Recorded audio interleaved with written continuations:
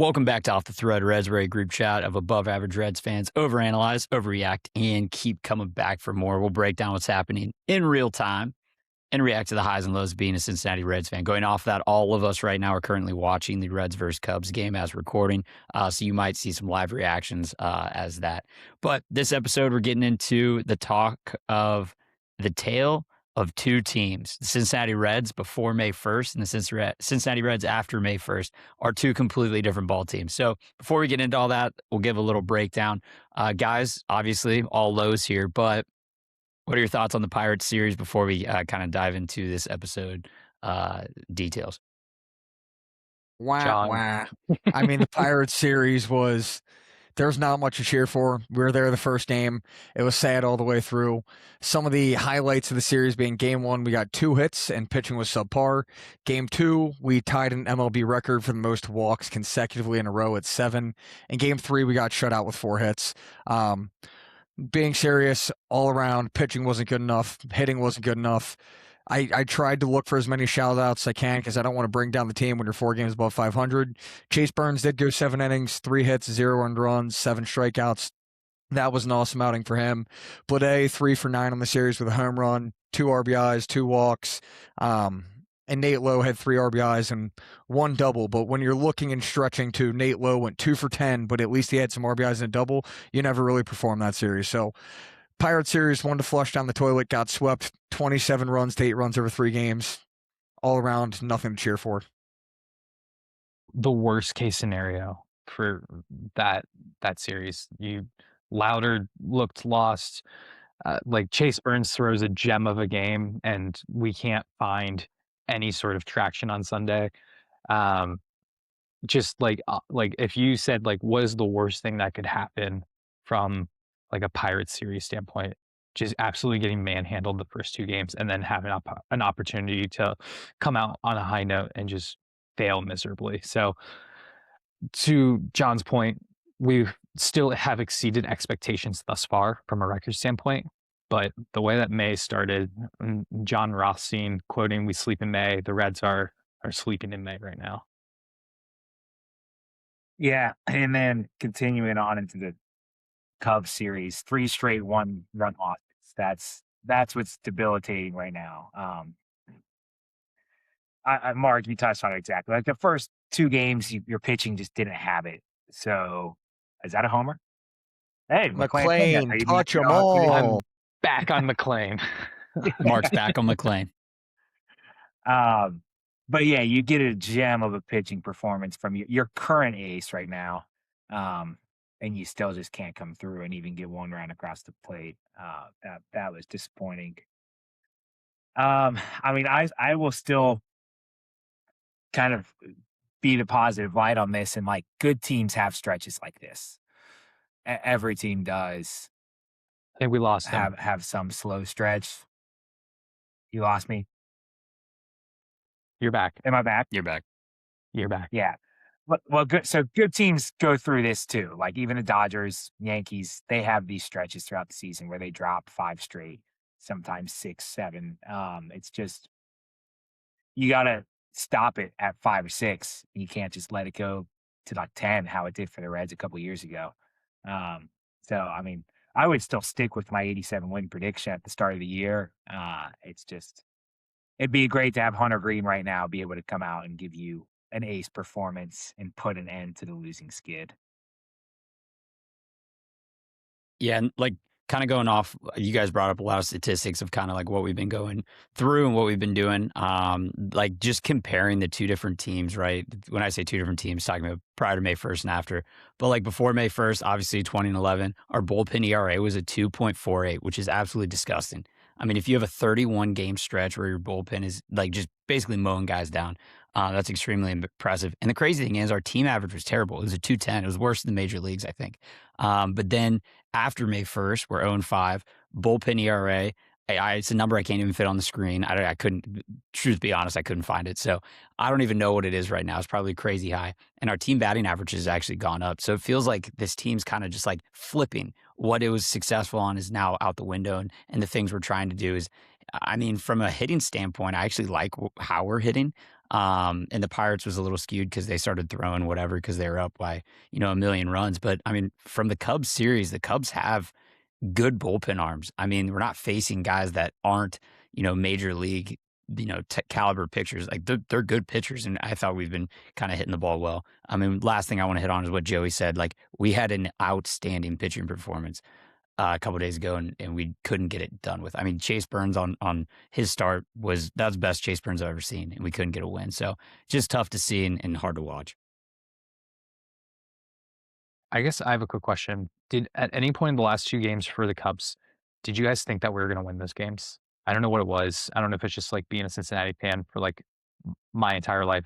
I just the way that they played in Pittsburgh, I had minimal confidence, and then watching, like, the Dane Myers miss, and then I was like, "Well, maybe we'll get him in extra innings," and then just nope, walk off, and then yesterday, kinda the same thing, like, once Pagan went down, I was like, I just this isn't our series either. I did. As sad as it sounds, like, Really? I fully feel like I've conquered that Cincinnati thing because earlier in the season, we were winning all those one-run games. So when you have outings from Chase Burns where you hold him to 0 runs, Andrew Abbott 0 runs, and Chase Petty did what he had to do. He was called up from AAA and only gave up 3 earned runs on 3 bat-at-bats in a row, a walk, and a meatball. Outside of that, the kid was nails. So, like, to me, having the lead in 2 of those 3 games, the Pirates game just always felt like in the Pirates series, we were never playing from ahead, so I didn't have any good feeling about that. But the past 2, like that's the way we've won games so far. We've had good outings from our pitchers. We didn't have these Singer blowups, these Retleiter blowups. We were giving up 3 or 4 runs consistently. But once we got to our bullpen and had a 1-run lead, it was essentially close the doors. We got this thing. That's where I've seen a big difference. In the past 2 days, you have Pagan give up a shot where he had 2 bad pitches again, a meatball that goes to PCA, fastball hitter. You have him on 2 strikes. You should throw something breaking ball. You leave a fastball middle, and then you leave a fastball middle to Conforto. So that's who you give up that game. Second game, Santillan's been nails all year. Santillan gives up a homer that's going to end up leading to extras. And then you just have, like, last night just felt unfortunate. Once you got past Santillan giving up a homer, Pagan gets injured, you have to throw in Franco. Like, everything felt skewed that game. But, yeah, I thought we were going to win both of those games this series. Yeah, I'm with John. I thought we were winning on Monday night for sure. Tuesday night, I was driving to volleyball as I was listening on the radio and getting your texts too. And then I got a text after the first set, like that we had given up the homer and gone 2-2. And from that moment on, I was like, yeah, we're not winning that game. But I mean, I'd say there was a point in the 7th inning, I think we're in both of them where 7th or 8th where I thought we were winning them. Yeah, this team tricked me because, like, in the past, before this year, I would have been like, we're losing those games. Like, going into it, even if we had a 2-run lead in the 9th, like, I was like, we're losing it. This team has shown me that they can win these games, and all of a sudden, our 11-0 record in 2-run ball games is out the window, and we're acting like old Cincinnati bullpens, I guess. So it is hard to think, but I'm with you guys. Like, I thought we had it. I truly thought we were going to win both the games yesterday and the day before. All right, so let's kind of get into our next kind of thing. John actually put this together, so if you want to take it away, a roster update. There's been a lot of moving parts over the past couple of weeks, so if you want to kind of hit on important ones that we've seen. Definitely. So what I did is since the start of May, we've had a lot of moving pieces, a lot of people optioned down to AAA, a lot of contracts picked up, as well as some rehab assignments. So I wanted to make kind of a segment for these weeks where you have busy things going on that we kind of keep ahead of it. One thing that I don't have on here that now feels relevant is we did. Chafin opted out of his minor league contract. He was a relief pitcher for us. He's been nails. He had a .6 ERA before this. But ever since then, it's kind of been a little bit of a wild, wild west scenario. So starting on May 2nd, Nick Lodolo had his first rehab assignment in Louisville. Watched that game. I think he pitched 4 innings. Didn't look great, didn't look bad. Honestly, what you're expecting from a rehab assignment. He didn't get injured, and he stayed in for his full 4 innings that he was supposed to throw. Reese Hines got optioned to AAA on May 3rd. I'll touch on this hand-up moment for your boy. I think we were all kind of piecing and pitching for Reese Hines and JJ Bleday, wanting them to get brought up. I heavily thought Reese Hines maybe had changed some things, having seen him kind of adjust to the off-speed in the spring training. He came up and didn't really show what he needed to. Couldn't hit lefties, couldn't hit off speed, kind of the same old story for him. Blake Dunn came up in his place. Now, Blake Dunn's been used very effectively, I think, by Tito Santana since he's been brought up. So, we've seen him kind of pinch run scenarios where you need to get a cheap run, and it worked in the first Cubs game on Monday, and he tried again on Tuesday. We did not get that run across, but I like the way we have been using Blake Dunn. Zach Maxwell, the big sugar, he got down to AAA. Didn't have his best game when he pitched in Pittsburgh. Caleb Ferguson, rehab assignment in AAA. That was on May 5th. Pierce Johnson, he was activated from bereavement list. That was May 6th. Our boy, give it up, TJ Antone has his contract picked up today, May 6th. He is picked up on the Reds. That's awesome news. We talked on it in his interview. I haven't seen it yet. 3-time Tommy John survivor. He's someone who's going to compete for you, and he's back up in the show. We'll be looking for him. Chase Petty was optioned back to AAA today. Brandon Williamson to the 60-day IL, as well as Emilio Pagan to the 15-day IL. And I guess just from your own standpoint, looking at these lists of transactions, are there any that kind of stand out to you that you think could be pretty big pain points for the Reds, and any that shocked you, if any at all? I think they all look like good news right now, honestly. I mean, Pagan's been struggling. Hopefully it was, just a part of his hamstring being tight and then eventually pulled on him. Ferguson's obviously great news. He was one of our better bullpen signings this year.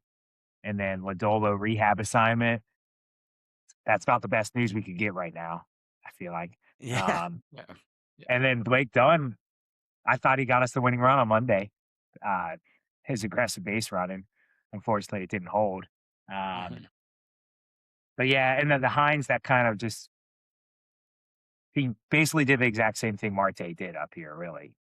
He got a couple RBIs. He got more run, but he was having the same efficiency at the plate pretty much. I think this is the last of Reese Hines now, like realistically speaking.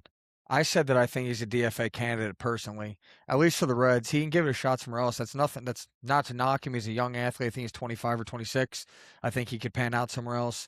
Just I think the times that we've had him up, we've seen very hot and cold. And ever since the MLB figured out that if you don't throw him a fastball, you can just throw him a breaking ball or left-handed, Slider. then you're going to beat him. So yeah, I agree with you, Mark. I think it's the last time we'll see of him. Obviously, I'm hoping the Nick Lodolo activation is like a shot in the arm, and you kind of elevate and give a little boost where you can. I will say I do feel bad for Brandon Williamson. 60-day IL seems like that's probably what, like, realistically speaking, like August return. Like what, like, I don't know. It stinks for coming from his story and his background, and then having it was also marketed as shoulder fatigue, right? Like Yeah. I was kind of shocked to see 60-day IL for that, and then same thing Pagan. It looked like his hamstring absolutely popped, and I'm very glad that's a 15-day IL. But I would have thought they would have been flipped without any sort of like reading into it. Yeah, I guess I can't say good news for the Brandon Williamson 60-day IL. And also not good news for Pierce Johnson going on the bereavement list. Thoughts and prayers with Pierce Johnson and his family. But I just mean from the Reds' perspective of who's performing, who we've been waiting on. That's where it's kind of good news. What Like, move? Go ahead, Kirby. It's kind of like strange how, like, looking at this, it's like the Brandon Williamson thing, like, not good, right? But he wasn't pitching great. And for Nick Lodolo to be able to come back Friday and basically take his spot, unreal. But also, like, having Chase Petty throw a meaningful ball game and perform well, and we're optioning him to AAA just because he needs to be a starting pitcher, right? He's got to stay in his groove of that. I mean, that's huge. That's another depth piece. Chase Petty was not a guy on my radar when we talked at the beginning of the year about, oh, the Reds have depth in pitching. Like, I think he showed a lot, so that's great to see. And also, Blake Dunn, being able to use him as a weapon on the bench is huge for our team. As a defensive replacement, if we want to use that, because TJ Friedel likes to drop baseballs now, or just as a pinch runner, because, I mean, that was not a lot of people in baseball can do what Blake Dunn did, basically go out in the bag. Everybody knew he was going to steal, and he stole. Like that, that's good stuff. So roster updates, I think, are good. Re-signs, I feel bad for, but dude, if JJ Bleday can be an everyday outfielder for us, I'm all about it. All about it. So all good on the roster update side. I think Kirby, you kind of hit the nail on the head too. With the Nick Lodolo rehab assignment AAA, you see Brandon Williamson and Chase Petty kind of getting moved, one to the IL, one to AAA. That gives you that green light that Lodolo is going to be coming back by Friday. He's going to be pitching his next start. So that is a jolt to the team. That's exciting. Blake Dunn, you all painted the perfect picture. Do I think Blake Dunn's a permanent MLB person? Do I think we're in trouble if he is? Yeah, but do I think while we're utilizing him when we need runs and we can get some cheap ones by, hey, get on first in the 8th inning and we're in a tight game, everybody in the stadium's going to know you're stealing second, but let's try and go for it anyways. I love that. I think we need to be a team that plays fast on the gas and just doesn't sit back and wait till the game comes to them. Yeah, I think all great news here for us, except for a couple of those pieces that we touched on. Chase Petty has me excited for what his future could look like. He's still so young. He's still so young. And realistically, if you look at what he does in AAA, it's a lot of 0-run games, 1-run games where he dominates, and then a few sprinkled in where he just gets annihilated for 6 or 7 runs. If we can just get to a consistent base, I think he can come and be dominant, honestly, and round out, not saying this year, but round out our starting 5 in a year or 2 to come. With this Other than that roster one- makeup and how our pitching's done, I mean, welcome to the team. That's what our pitchers do. You Yeah. shut it down, and then you'll get shelled and lose by 20, kill our run differential. Yeah. Yeah. Other than that one pitch to Suzuki, he pitched, I mean, almost perfect, right? Like, I mean, he had, and honestly, Kirby, from a coach's standpoint, I know you touched on it. Oh, Mark, I'm sorry, you cut out there for a second. No, Finish you're your good. thought. I was gonna say, I was if anything, it would be a great trade piece, like point to it as like he played against a great team and dominated if that was his only opportunity in the big leagues up until the deadline. Dude, definitely. I think Kirby touched on it in the group chat, but like he really had one bad pitch and he had one bad stretch throughout the entire game. And if you look at it from a real practical position, like I'm not mad about the home run. Home runs happen in baseball. Like you give up a solo shot there and it's not a big deal. It's the 2 walks ahead of the or ahead of the home run that really kill you. Where it's like if there's nobody on base or if there's one man on base that got on from a single, what have you, when you walk the 2 in front of him, that's what makes it tough. Yeah, it's almost like don't let it escalate on you type thing. Like you walk a guy, all right, next guy you're going at him. Like just try and make something happen, but he walks 2 guys and then he just grooves a fastball. But like that sequence was the only bad sequence he had all game. And you take away, hell, if you if you keep the home run, take away those walks, man. Like, dude, he pitched, I thought, fantastic. So I hope he keeps going in AAA because having Chase Petty on our depth would be huge, especially with knowing and understanding that Brady Singer's not going to be here in the future and different pitchers aren't going to be here in the future as well. So it's great to kind of see. All right, let's get into Cap's Corner because this one's been on our mind, I think, ever since the Pirates series ends. So Cap, go ahead and take it away here. Before the Rocky series, I said we're going to find out if this is the same old Reds or if the Reds have really turned a page. The Reds had the Rockies coming up, they had the Pittsburgh Pirates, and they had the Chicago Cubs. Other years, what we have seen is we might have a winning record, we might be hot, but coming in against our division, we kind of have a crumble statement. And I had a firm but confident, I thought this team was different. And after looking at the past 5 games, I'm feeling like I was certainly wrong. So in Cap's Corner today, our question is, do the Reds have the yips versus the NL Central? Yes. Yeah, I mean, they're what, What 1 is and our record 7? right now against the Central? So their first So series was 1 and currently- 2, got swept, so we're 1 and 5, 1 and 7, if that's quick math, John. Sorry if that was what you were gonna say. No. You nailed it, 1 and 7. And I was going to go even a bit further. Why stop at 2026 when you talk about 2025, we were 23 and 29. 2024, we were 24 and 28. 2023, we were 21 and 31. Before that, if you remember, we were playing way more games against our division. 2022, we were 24 and 52. Going back to 2021, that is the last time we had a winning record versus our division at 44 and 32. I mean, if you look at any of the teams, you can say about any of them. The Pirates, we always talked about because they were historically before this year not the best baseball team. And we always talked about how the Pirates have our number. And we talked about that because they were the worst team in the division. I'm here to tell you, it's not just the Pirates. It's not just the Brewers. The Cubs last year, we made a big stink about because we had a winning record against the Cubs, but it's consistently, we are not beating our division. And I think if you ask anybody, the way in which you can guarantee yourself the best chance of getting in the playoffs is beating and winning against your division, which is something that we've succumbed to year in and year out. I'm sick and tired of it. Like, I don't know what it is. I don't know if it's a mentality thing. I don't know if the other team comes in and says, I'm facing a division rival, I want to rip their head off and kick their butt. But, like, do we not have that? Well, what's going on? Why are we underperforming against these teams? And then we can go play the Dodgers and win and sweep them out in LA, like we've done the past couple of times going out west. Like, I just need to know where the mindset is and why it is that we crumble against the Central consistently. Like, I wish I I had think that. you like brought up. I don't know. Yeah, I think you brought up a good point. Like, obviously, an answer we like we can't figure out, but like you always say, like we overperform with teams that we're not supposed to, but teams we're supposed to, handle. We crumble with that, and I think like in the past, I think it was more of a mentality and how we prepared for the game potentially. And I mean, our organization for a good 10 years was a mess when it came to management and different things like that. Now with Tito, like you'd think Tito would kind of grab the bull by the horns and understand that these games matter and they really do make a difference, but we still seem to like crumble. We pulled the whole Cincinnati card and we can't get it done when it matters. But will say this. I think us being able to play, take the Pirates series, throw it out. Like, just ignore that. I think us being able to play these games close gives us an upper hand when it comes to later in the year because we're going to feel those pressure moments. So I don't want to say it's all bad. It is bad, right? What'd you say, 1-7 in our Central, but like having an understanding of how to play them close, what we didn't do well, and what we can do in the future. Because I guarantee you, the Cubs are going to pull the same cards here in August or September that they did the past 2 nights. So, I mean, we got to get it done, but at the same time, it's nice to kind of see. Also, what I truly think it is I think they play us enough to realize that we can pitch around Ellie, we can pitch around Sal, and I'm going to go after 7, 8, 9 because they're not going to do anything. And I think that's starting to kind of like fall in place a lot over the past couple weeks. But I feel like it has to be part of it's just like you've historical, like we've beat them last year, we've beat them the year before, we're going to beat them this year, we're going to beat them next year.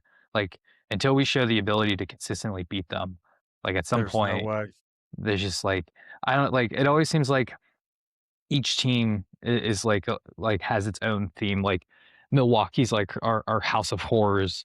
I always feel like we blow games to the Cubs where like last year I felt like there was a series at home where we just melted down a couple times. Pirates for some reason we just never play, up to their level or down to their level. And then Cardinals from like a historical standpoint, like even those days with like Votto and Bruce, they were always the team that I felt like we couldn't get over the hump. But recently I do feel like the Cardinals are the team that we do have the most success. And I don't know if that's just me just making up numbers in my head.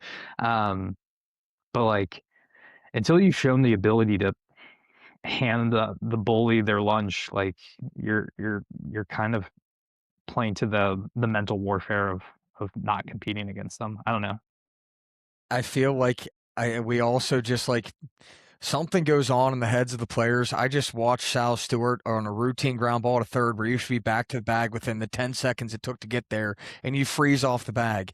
TJ Friedel last night can't catch a routine fly ball. Dane Myers, I mean, it was a tough catch, but could have made the play. Pagan shouldn't have been throwing a meatball anyways. I just don't understand why it's like these are the kind of plays that we've been talking about all year. Our defense has made these routine plays. On the base paths, we've been aggressive, but smart aggressive. It just hasn't clicked the past 5 games. Like you watch a different team when we play the Central. That was a weird ball, though, because that ball was like right over the bag. I do think he might have been out if he went straight back to the bag. I wouldn't freeze, I guess is my best question. If it's rolling Yeah, that just slow, I'm not go. freezing where he's at. Yeah.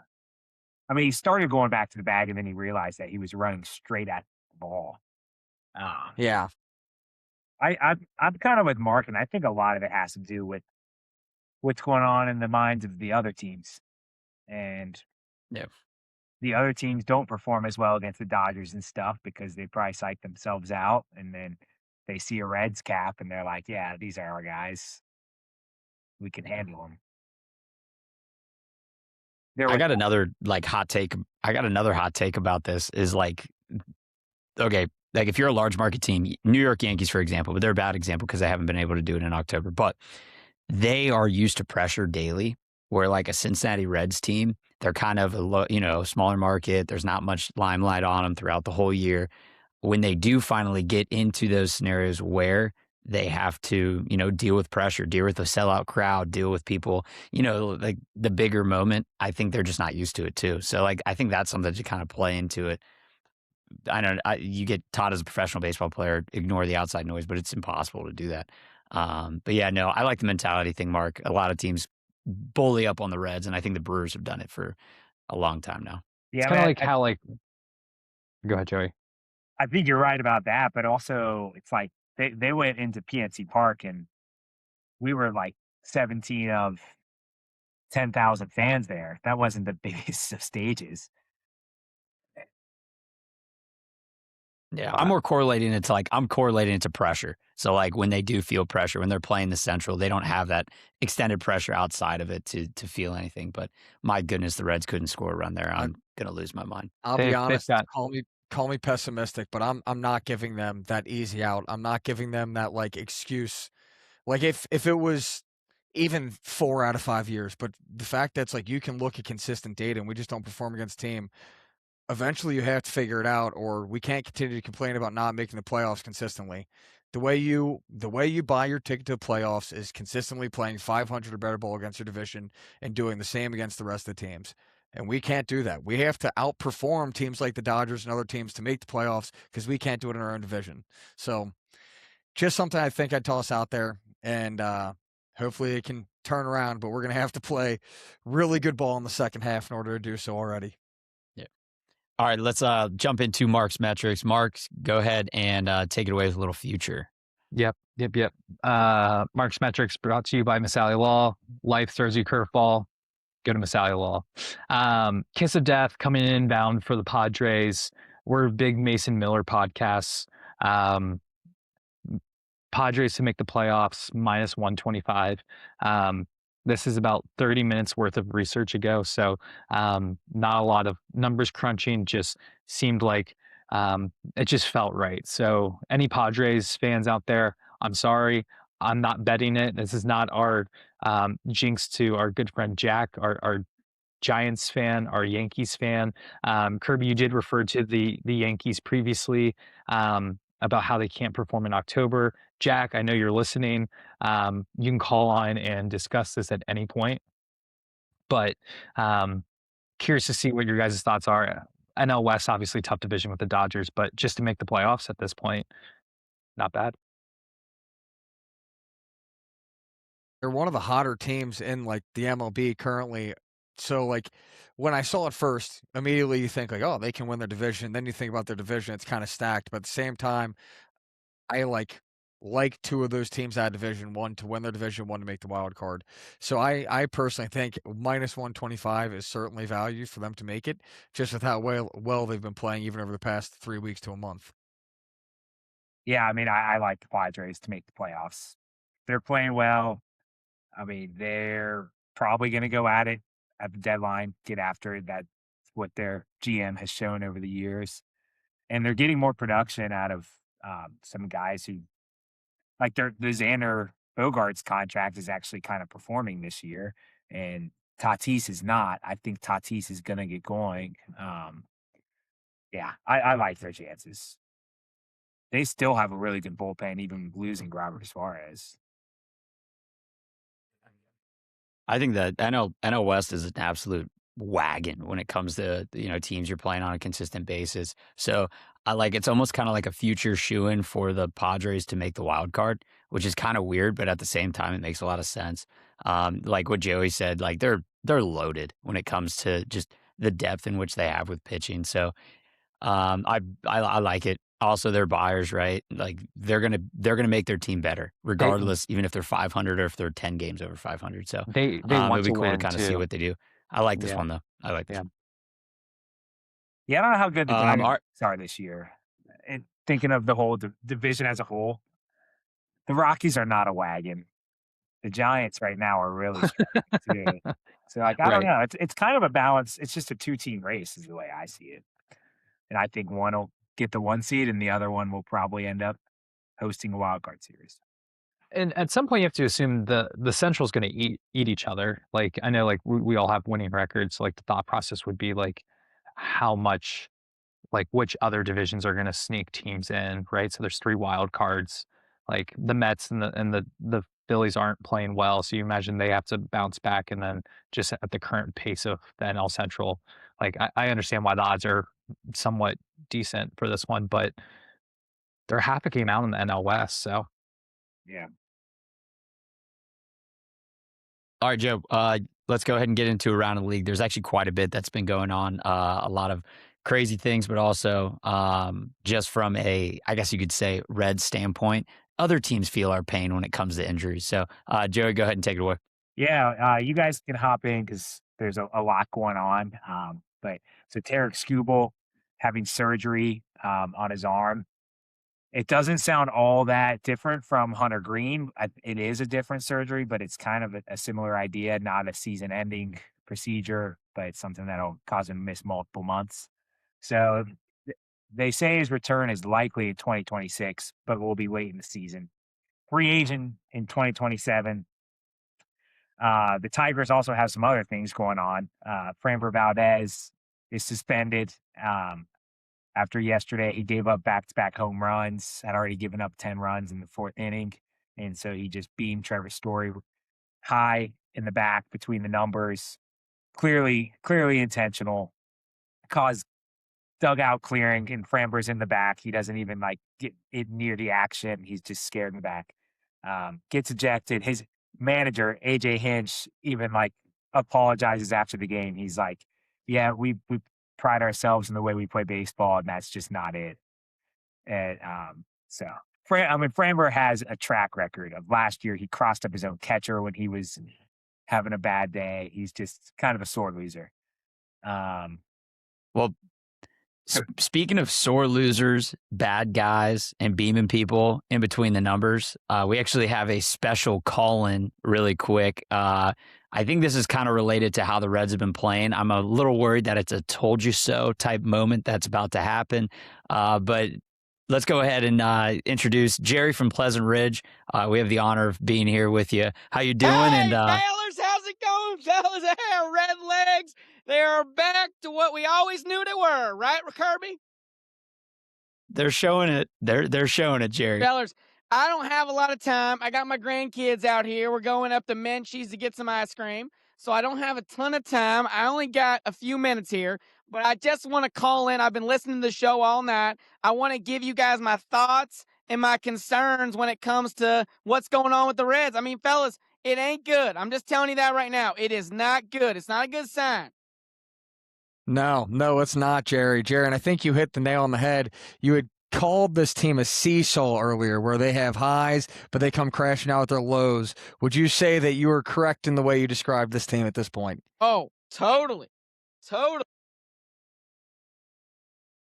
Jerry, I know you're old, but you muted yourself, brother. You got to take yourself off the mute in order to talk. Did I do that?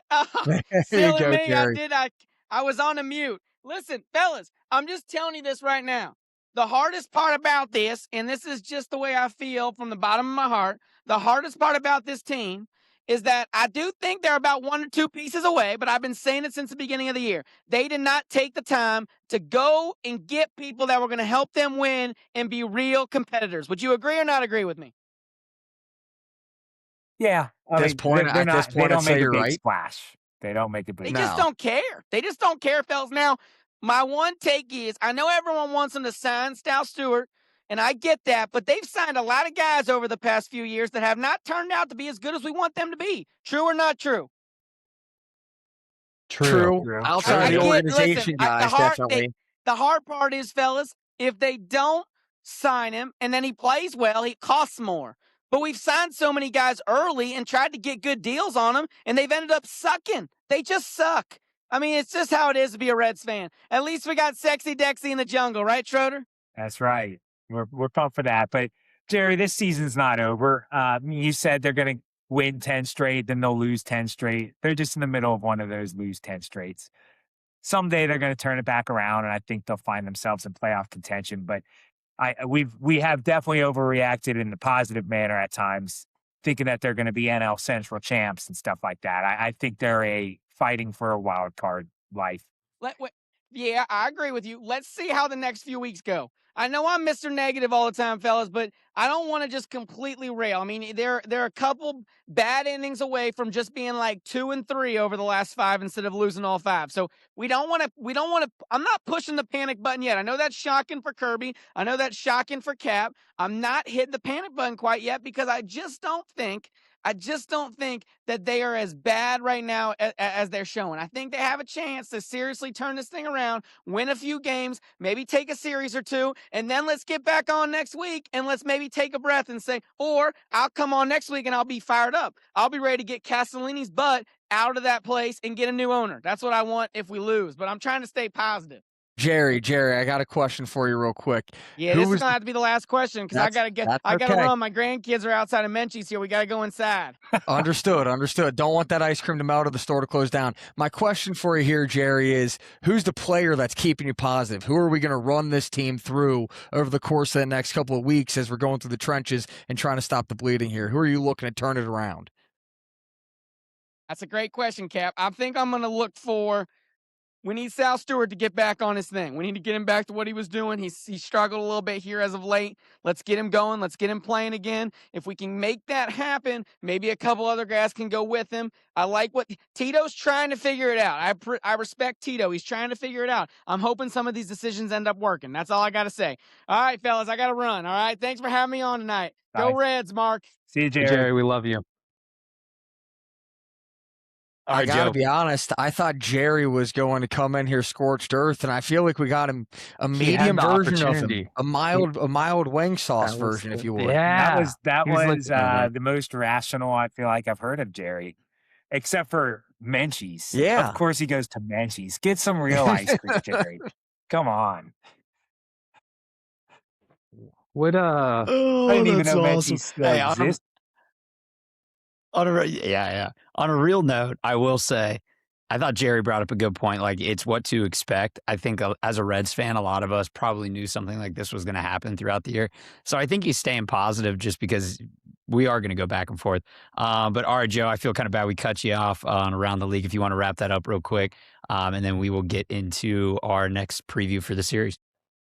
No, so, I mean, thoughts on the Scooble injury, Framber. I mean, I feel like the Tigers were set up to have this monster of a rotation this year, and it just doesn't really look like that. I mean, Jack Flaherty's really not been great for them at all.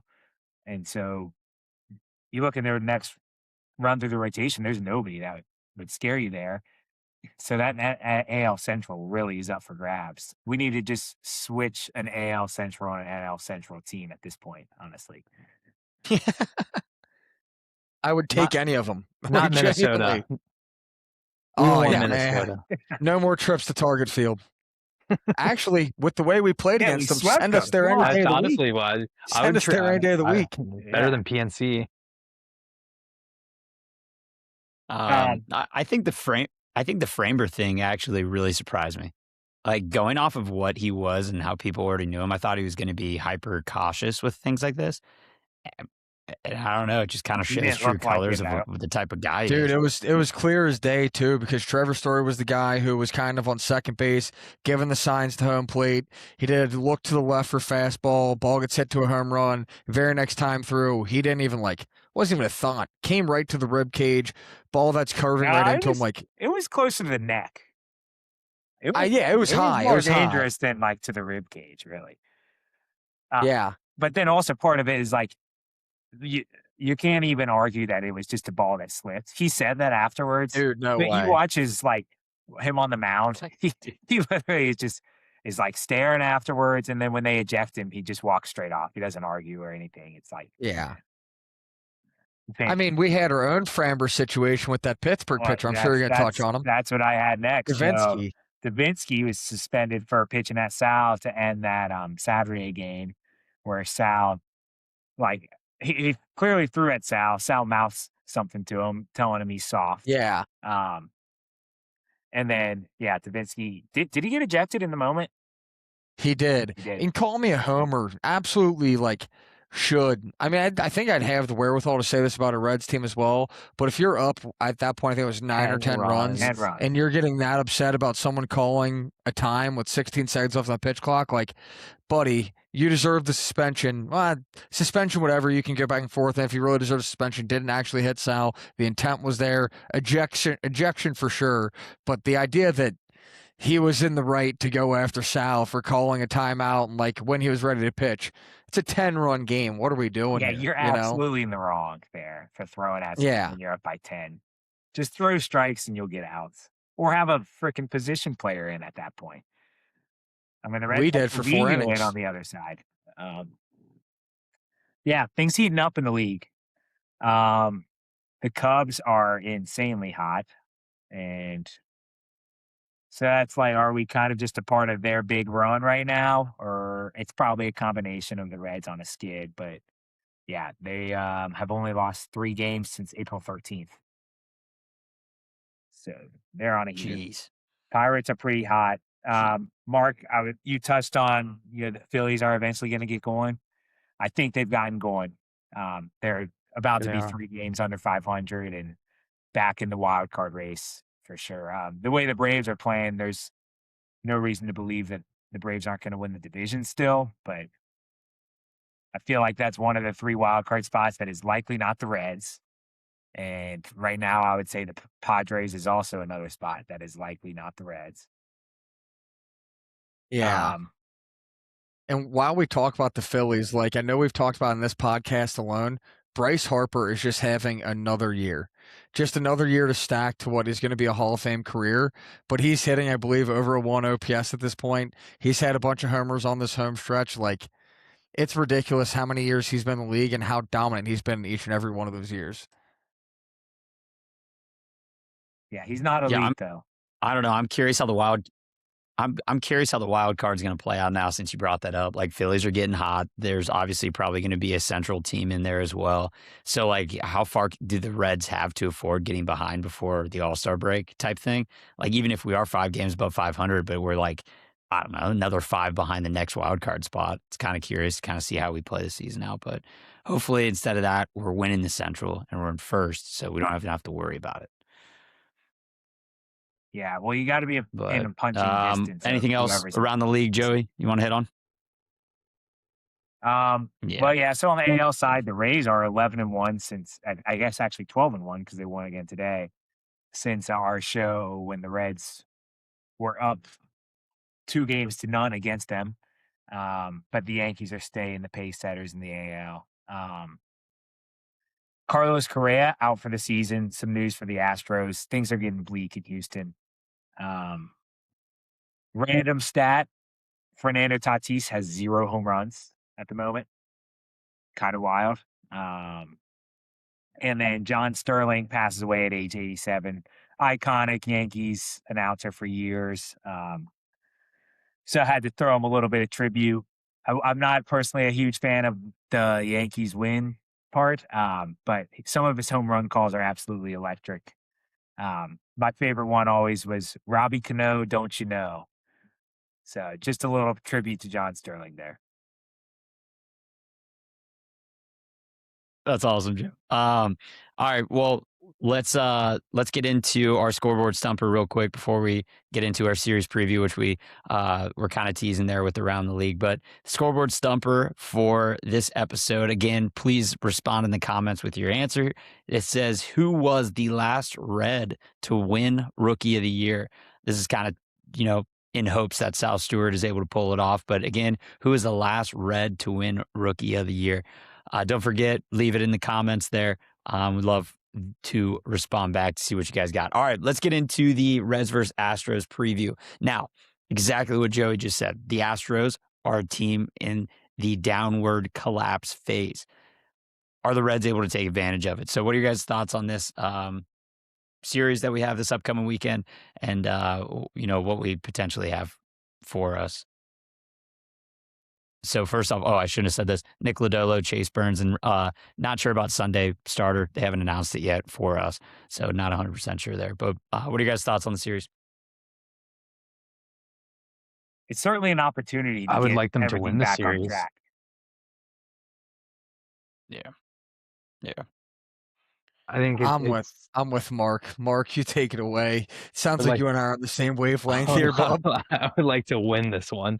I think it speaks to which version of the Reds we're going to see. The team that should not come in and beat you, are they going to beat you, or are you going to take care of business, right? Like, um, I'm not familiar with any of the Astros pitchers just from like a quick look at them, so I can't really speak to that just based off of how, you know, I'm sure Tito's going to get them ready to battle back, and also too the schedule after the Astros is actually somewhat like Nationals won't be easy, but also like they're not the most difficult team. Cleveland should be a fun series, and then to Joey's point at Philadelphia, which should be probably at that point they'll probably be on like a 16-game winning streak. So just find a way to win this one. I feel like we've been kind of off on our like series predictions, especially if this is a Pirates series prediction. So I'm gonna go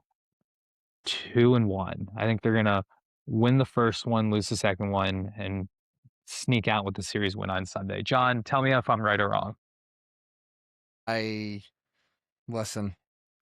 Let's all bow our heads and pray for a second that someone can stop the bleeding, because currently we're watching a 5-loss Reds team. Some could say pessimistic again, but about to be 6 losses. It's 4-2 in the bottom of 7th, 2 on and no outs. So 6 in a row before you face the Cubs again for a 7th game tomorrow that you gotta stop the bleeding. Now, with that said, been pessimistic and negative too long, and this is probably going to bite me right in the rear hind haunches. But I'm going to take the Reds to sweep the Astros at home Thursday, Friday, Sunday game. You have Nick Lodolo, I believe, coming back on the bump. I think Nick Lodolo is going to pitch you a gem. You're facing 3 righties. I don't care about playing time. I don't care about name specific. He needs to bat first. He needs to bat ninth. Tito, this is my plea to you. Put the best bats out there. I can't watch the black holes anymore. I can't watch the knowing that Trevino and 8's going to step up, followed by Hayes and 9. And no matter how many people we have on base, if we run into one, we're going to 3x whoever's RBIs it is, because they don't have any on the season. So please, just put the people that are meant to be there out there, and let's go sweep the Astros that have been underperforming, don't have trash cans, and we need 3 desperately. Yeah. So these Astros pitchers, they're not the scariest of names. Arrigetti's pitching pretty well this year. The other 2 are pretty unknown at this point, and both haven't had a huge track record of success in their small sample size. I'm with Mark actually, though. I think we're gonna find a way to lose that Burns game, but that will end up winning the series.